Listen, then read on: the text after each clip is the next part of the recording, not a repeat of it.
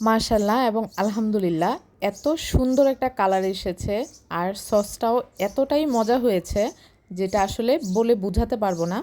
আপনারা যদি আমার এই রেসিপিটা দেখে সস বানান তাহলে আপনারা বুঝতে পারবেন যে আসলে কতটা মজাদার সস হয়। আমি সম্পূর্ণ ভিডিওটা আপনাদের সামনে খুব সহজভাবে তুলে ধরেছি। আমি আশা করছি আমার এই রেসিপি দেখে আপনারা খুব সহজেই বাসায় সস বানিয়ে নিতে পারবেন। আমি এখানে সস বানানোর জন্য 8 কেজি টমেটো নিয়েছি।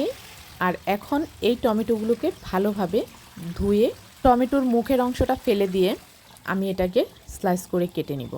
আমার টমেটো কাটা হয়ে গিয়েছে। একটা বড় পাতিলে আমি টমেটোগুলো দিয়ে দিয়েছি। আর এখানে আমি 2টা বড় সাইজের রসুন খোসা ছাড়িয়ে দিয়েছি। হাফ কাপ পরিমাণ পেঁয়াজ কুচি দিয়েছি। আপনারা চাইলে একটা পেঁয়াজকে 4 টুকরা করেও দিতে পারেন।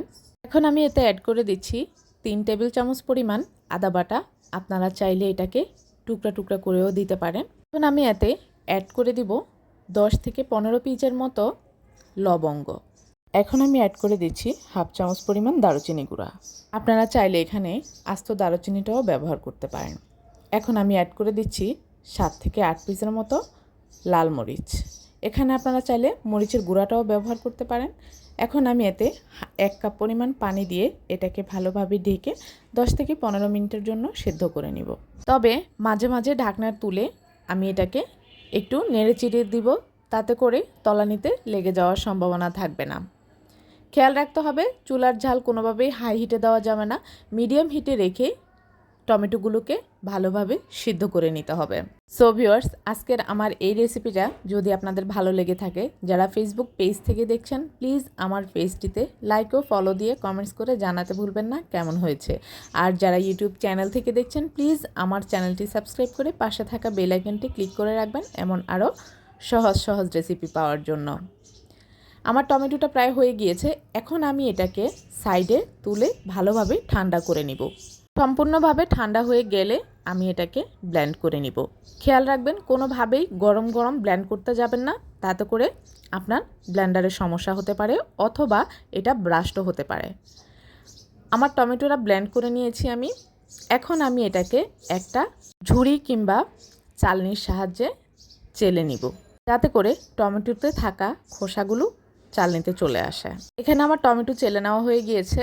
এখানে সম্পূর্ণ পিউরিটা আমি একসাথে করে নিয়েছি। এখন আমি একটা বাটিতে হাফ কাপ পরিমাণ ভিনেগার দিব। ভিনেগারের সাথে আমি 3 টেবিল চামচ পরিমাণ কর্নফ্লাওয়ার দিব।